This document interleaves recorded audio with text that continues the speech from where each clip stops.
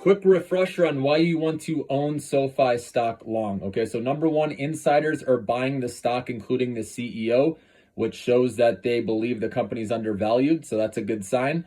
Number two is they're supposed to show profitability in their next earnings report, which that will get a lot of investors back into the stock and sentiment positive again.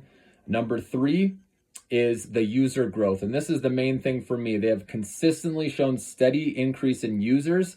Once a user comes into their ecosystem, they can continue to upsell all the different products they have. And the nice thing is they're bringing on a lot of young people early. Let's say a student wants to refinance a student loan, right? They get them in the ecosystem. Then later they maybe need a personal loan, or they want to do stocks, right, and trade. They have all those tools, all in one platform.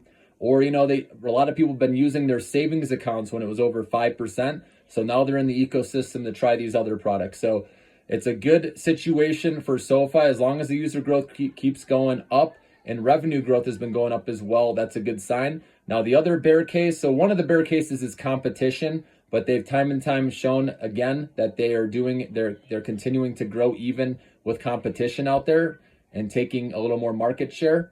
And number two, the other bear case is, so not only competition, but obviously losing money. So on a GAAP basis, they're still taking big losses, but that should change on the next report. It all comes down to that. If they do show a profitability, like I said, that's going to get this stock charging up higher because that completely changes, the story and the sentiment with the stock.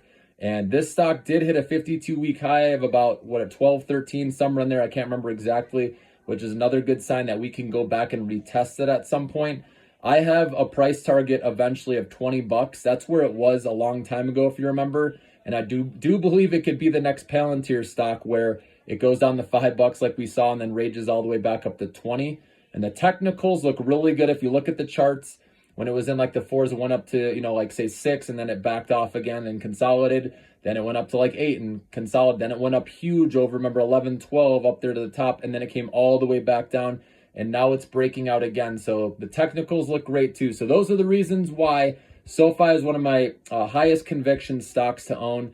And I believe you can make some money on it. So just buy the dips along the way. Obviously, this stock had a huge day today, right? With the Fed, right, meeting going well and Powell talking about rate cuts in the future.